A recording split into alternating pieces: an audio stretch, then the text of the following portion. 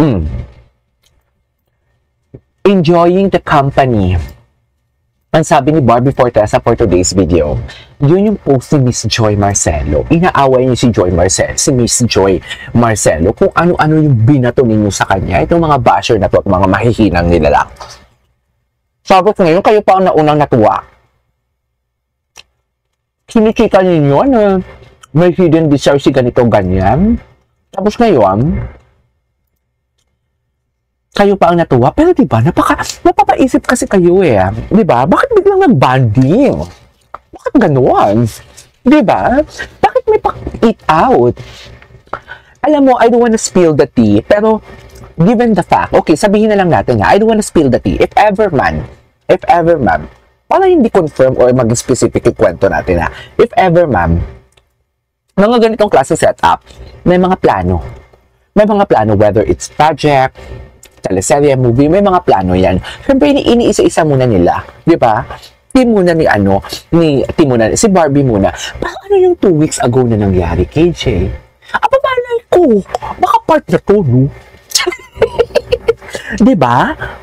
Maybe they're talking about the projects for Barda Confidential muna. Baka may mag-splook kung sabihin reason for the meetup. Ay, kaya nga hindi ako nagiging specific. Sabi ko na nga lang, okay, given the fact na may projects sila na-meet up sila ganito, kasi all of a sudden, di ba? All of a sudden, Aida, hi KJ, I'm watching from San Francisco. Ay, taga San Francisco. Baka naman. Patunayan mo taga San Francisco ka. Kung letter S ang dollar sign mo dyan. Eme lang. Anyways, balik tayo. Yan yung sinasabi ko. Kasi alam mo, na-jinx ang projects Actually, this year talaga, if I'm not mistaken, may dalawang teleserye, isang movie. Yun yung alam ko, Yun yung alam ko. Nauudot, mami. Ang continuation ng Maria Clara at Ibarra, yung about sa Scarecrow, no, not Scarecrow, basta it's about Ibon. Kung mapapanood ninyo yung ending ng Maria Clara at Ibarra, meron doon isang libro na sinulat about about Ibon or what. Yun yung continuation ng Maria Clara at Ibarra, no, which is hindi. Basta yun na yun. Wala pa nga Di ba? Ilang taon na 2 years na. Pero kung sa bagay, ang Encantadia, matagal nila bago sinundan, di ba? Kung sa bagay, matagal nila bago sinundan. Ay, 9:31 ng gabi po dito ngayon sa amin. Ay, hello, ma. Matulog ka na, Ma'am Aida. Inuna mo pa ang chismis kasi sa pahinga mo. Totoo ba? Ma'am Aida, matulog ka. I love you, Ma'am Aida. Thank you so much, Ma'am Aida. Pero di ba, ang alam ko talaga this year, man, 2-3. Kaso nga lang kasi, hindi ko lang sure kung bakit na-jinx siguro. Hindi yan sa basher. Apektado ang hindi siguro. Pakialam ba naman ng GMA sa basher? Tsaka hindi naman actually personal atake. Pero kung basher, hindi nagmamatter ang basher sa mga GMA. Hindi nagmamatter. Sa totoo lang. Pero nagmamatter yan or pinapakinggan na ng GMA or ng isang network ang paninira sa kanilang artista kung personal na ang atake. Kung may mga pagbabanta na, may mga expose na ginagawa, na sobra-sobra, yung katulad ng paninira nila sa Bini, na mahilig daw sa bembang ang isang ganito, maluwag na daw, mga ganon. Yun, hindi nila yan pinapalagpas. Pero kung mga, alam mo, hearsay na may picture sa ganito, ganyan, hindi yan pinapakinggan. Diba? Sa palagay mo, si Jim Panot papakinggan? Hindi siguro, kaya nga natawa na lang ako. Hala, bakit mo hinahamon si Ginoo? Sino ka? Sino ka? Tapos ang tagal niya sa vlogging, di ba? Tapos ngayon nag-i-expose siya ng mukha niya for today's video. Yun nga lang, may filter pa din. Yun nga lang, may picture pa din. Ay, bakit nag-delete si Mama Mi? Anong sinika ni Mama Mi? Wait lang. Kahit puyat, basta happy. Happy tayo for today's video. Sinasabi, kasi kayo, alam nyo, 205 viewers. Mga atat din kayo Hindi kayo makapaghintay. Sa totoo lang. Atachina din kayo Di ba? Atachina din kayo.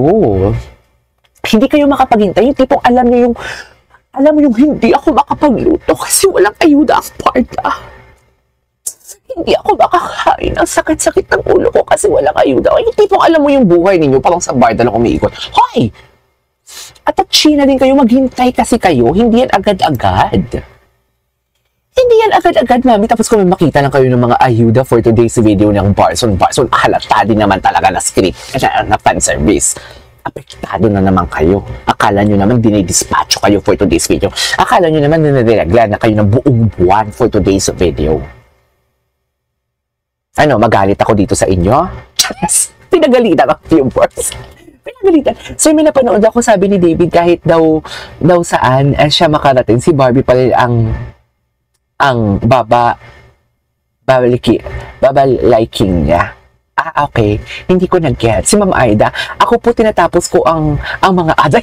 Para niyo, Ma'am Aida. Saan ka na banda, Ma'am Aida? For today's video. Anyways, andito tayo for today's video kay Miss Choi. Kung ano ang chika, ay si Shuvi, Hindi mo kaya si Shuvi for today's video. Siyempre, loko. Okay. What's next? Ay, si Anthony Constantino for today's video. Ay, taray, pinost na niya. Anong reply? Maraming salamat po. Anong reply? Ay, walang reply. Bali, nag-post si Miss Joy. Tapos, ni-repost ni Barbie. Tapos, ang repost ni Barbie, rin-repost din ni Miss Joy. E di mag-reposta na lang tayo lahat for today's video. Anyways, puntahan natin. Dito talaga, I'm wondering kung anong nauna Sa palagay ninyo, kung tatanungin ko kayo, ano ang nauna? Wala na ang Barson. Wala na nga. Wala na nga. Pero, malay natin. Mami, mas gugustuin kong visible silang dalawa. Mas gugustuin ko. Kasi diba, come to think of it, kung ang isang tao visible sa madla, tapos sinabi nyo din naman na friends lang kayo and everything, anong iisipin nyo? Katulad kina Alden and, diba? Kina Alden and, sino to? Alden and Barbie. Christopher Martin and Barbie. Diba? Kung visible sila, ako mas okay ako na visible ang Barson. Mas okay ako. Wala naman kasi talagang Barson. Oy, Diyos ko, doon pa lang sa chika ha. Eto ha, doon pa lang sa chika for today's video. First, friends lang po kami, sabi sa interview. Pangalawa, pero may nakita tayong holding hands. May nakita tayong pagbisita sa bahay, sa Pampanga for today's video. Pang-apat, yun na nga, pangalawa lang yun. Pangalawa yung fan service na malala. Pangalawa yun. Dito sa parking lot ng premiere ng P77, holding hands dito, nag-movie sila daw, nag-movie date, pero may kamerang nakasunod. Nagpunta ng McDo, gala night, may kamerang nakasunod for today's video. Hanggat sa palagay nyo, kung may relasyon sila, yung after ng gala night, pupunta sila ng McDo, kung saan maraming tao. Sa palagay nyo, kung may something yun, pupunta sila ng McDo, kung saan nila fast food yun. Siyempre, doon na lang sila pupunta sa hotel room nila kasama yung glam team nila para kumain, di ba? Mag-take out na lang sa hotel ng pagkain. Ano to? Hindi nyo yan naisip. Pero in-explain ko yan paulit-ulit. Hindi lang pumapasok sa utak nyo. Kasi ang gusto nyo talaga paniwalaan, ang gusto paniwalaan ng mga basher is may Barson talaga. Go! Hindi ko yung kukontrahin, pero huwag nyo lang din kami kontrahin. Okay? So, pangalawa yun. Pangatlo, may getting to know each other stage na. Ano to? Naloka ko kay Jameson kasi bakit nauna pa yung holding hands kesa sa getting to know each other? Mapapaisip kayo, di ba? Kung kayo may getting to know, kahit friends lang kayo, ano to? Nauna pa yung holding hands kesa sa getting to know each other. Dapat, friends lang kami. Sa unang interview, sinabi niya friends lang kami. Tama yun. Pangalawa, getting to know each other. Pangatlo, yun na nga yung fan service na dapat ng mga holding hands. Nauna nga lang yung gala night. Chares! Nauna yung gala kesa sa palabas sa Kontrabida Academy for today's video. Paano naman? Tsaka wait lang. Please, huwag ninyong awayin si Jameson, ha? Huwag ninyong awayin. Mabait na bata si Jameson. He is just working, okay? Wait lang. Hello po, sana mapansin ako, lumabas din yung totoo. Si David pala crush ni... Uy, ayan, kakasabi ko lang tala, Ligaya. Ang ganda pa naman ng pangalan mo, Ligaya, ang itawag mo sa akin. Shashing. Hi, good noon, KJ. Hoping na mabigyan ng good project ang Barda. Sana, alam mo, ang continuation ng Maria Clara at Ibarra, maganda yun eh.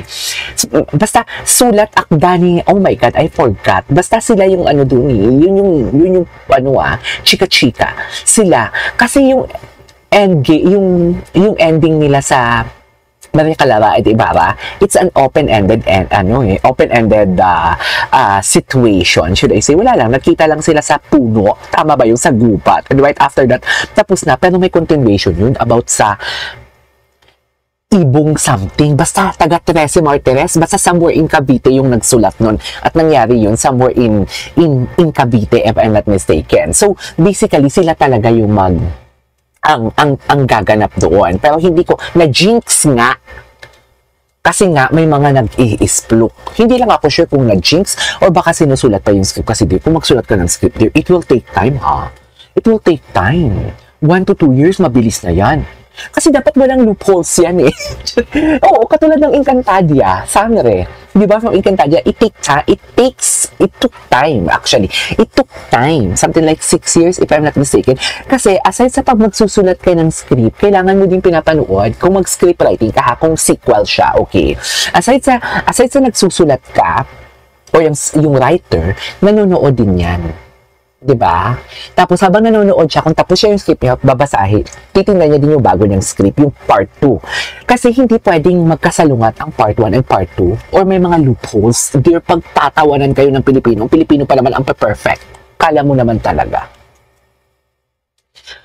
Kaya dapat walang loopholes. Tsaka medyo iniba nilang story kasi I am not pretty sure what is that akda, something like that. Pero, basta, malayo kasi yung story na yun sa ending ng Maria Clara at Ibarra. So, gagawa pa sila ng story to do transition kung paano nila maipasok si Barbie and David doon sa bago nilang gagawing teleserye. Kasi dear, si David is not a human being. Diba? Hindi siya human being sa Maria Clara at Ibarra. Hindi siya human being. It's just, ano ba siya? Ano man tawag doon? Parang character lang din siya na lumabas sa libro, which is sa totoong buhay, yung sequel na gagawin nila. Totoong buhay yun eh. Diba? Totoong buhay yun. So, ngayon, paano nila isisingit? Kasi even Fidel, wala sa Maria Clara at Ibarra. Wala naman talaga si Fidel sa Maria Clara at Ibarra. Dagdag lang talaga siya. I mean, sa totoong buhay, walang Fidel. Sa Maria Clara at Ibarra. Diba? Ngayon sabihin ninyo, ay, bakit na to?